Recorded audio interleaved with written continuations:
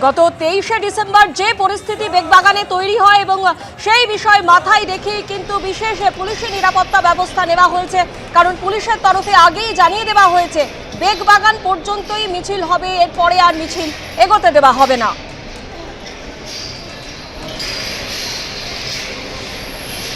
আর এই বেগবাগানে এই মুহূর্তে পুলিশের নিরাপত্তা ব্যবস্থা ঠিক কিরকম জানতে সরাসরি কথা বলবো আমাদের প্রতিনিধি ব্রতদীপ ভট্টাচার্য। ব্রতদীপ, কি ছবি দেখতে পাচ্ছ?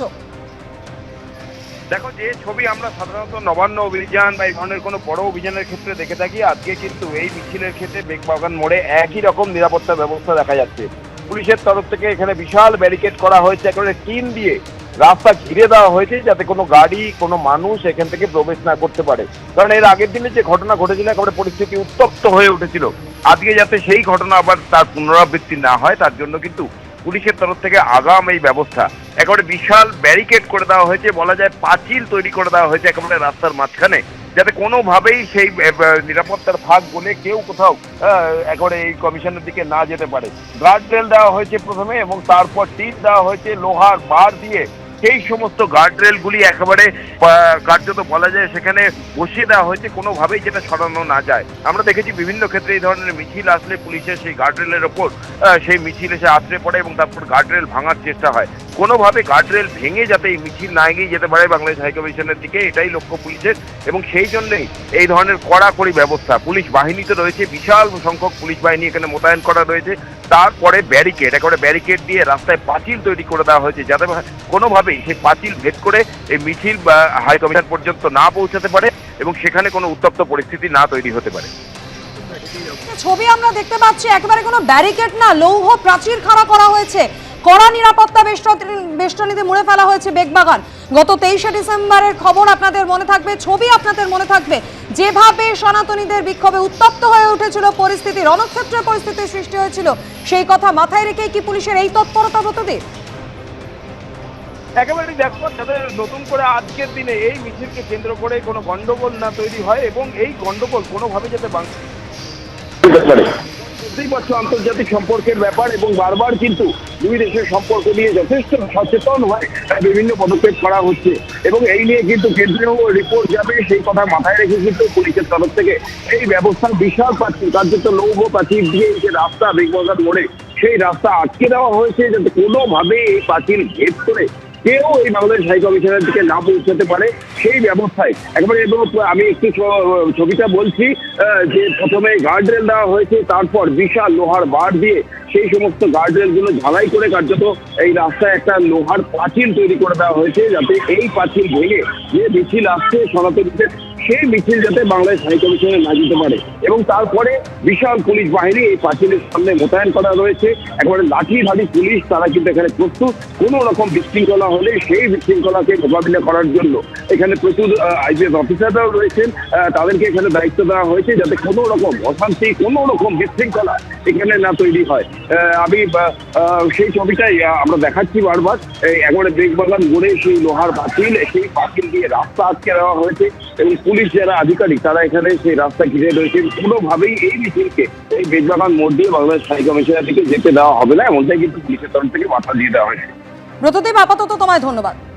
এই মুহূর্তে মিছিল একেবারে মল্লিক বাজার মোড় ক্রস করছে এবং বিশাল পুলিশ বাহিনী একেবারে মিছিলের অগ্রভাগে এবং পিছন দিকে রয়েছে, মাঝখানে রয়েছে মিছিল।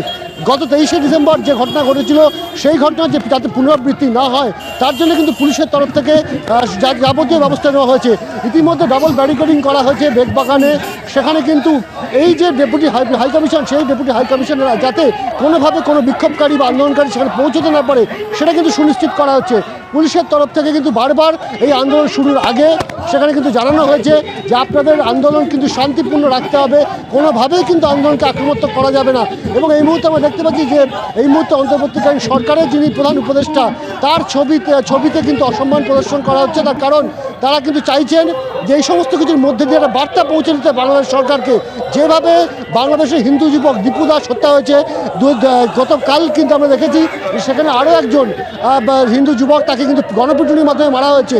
যদিও বাংলাদেশের তরফে বলা হয়েছে যে চাঁদার জুলুমবাজির বিষয় সামনে আনা হয়েছে, যদিও সেটা তাদের দাবি হিসেবে মনে করছেন অনেকেই।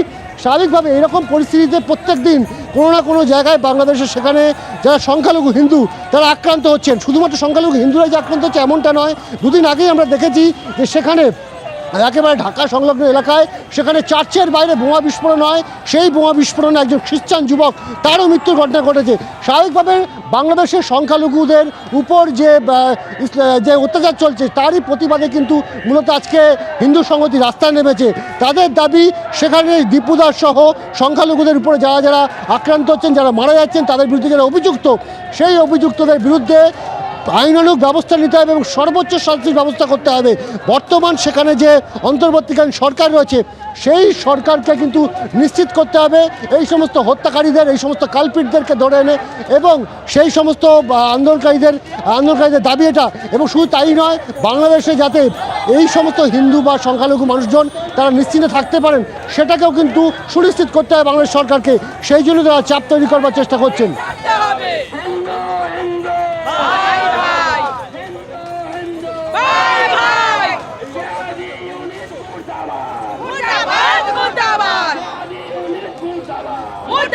একসাথে তিন জায়গার ছবি আপনাদের সামনে তুলে ধরছি। একদিকে কলকাতায় শিয়ালদা স্টেশন থেকে সনাতনীদের বিক্ষোভ কর্মসূচি, অন্যদিকে পুরীতেও হয় প্রতিবাদ মিছিল, পাশাপাশি বাঁকুড়ার ছবিও আপনাদের সামনে তুলে ধরছি।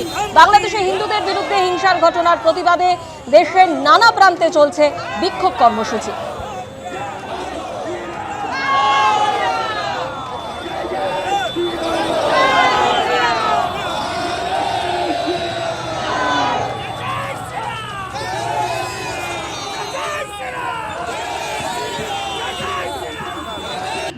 সরাসরি কথা বলবো আমাদের প্রতিনিধি অনির্বাণ বিশ্বাসের সঙ্গে। অনির্বাণ, প্রত্যেকেরই মনে আছে যে গত 23শে ডিসেম্বর বেগবাগানে ঠিক কি পরিস্থিতি তৈরি হয়েছিল। হিন্দু জাগরণ মঞ্চের মিছিল, এবং সেই মিছিল পুলিশ বেগবাগানে আজকালে একেবারে রণক্ষেত্রের চেহারা নেয় বেগবাগান। সেই পরিস্থিতির কথা মাথায় রেখে পুলিশের তরফে কি ব্যবস্থা নেওয়া হয়েছে? কারণ ইতিমধ্যেই মল্লিক বাজার প্রায় পেরিয়ে গিয়েছে সনাতনীদের মিছিল, আর কিছুক্ষণের মধ্যেই বেগবাগান পৌঁছে যাবে এই মিছিল।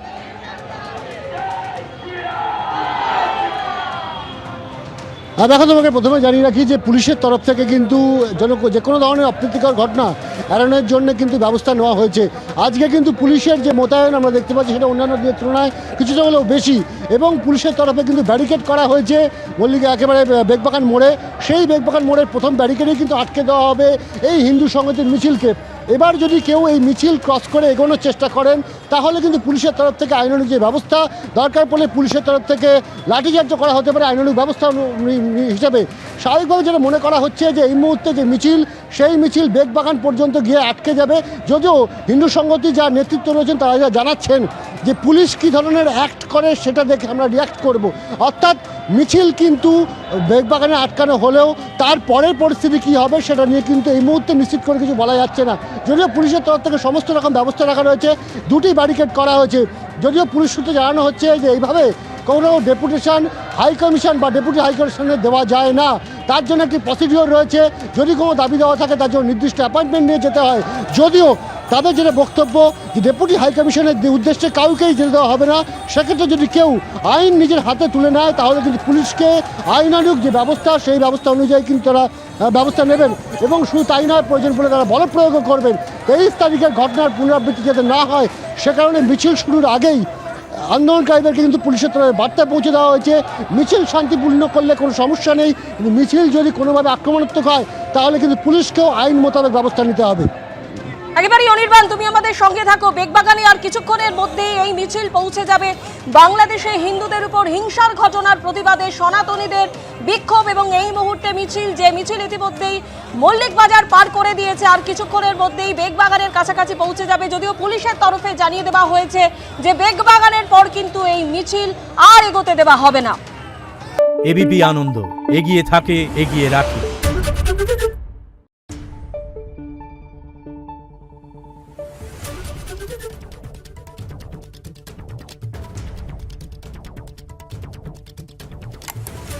Thank you.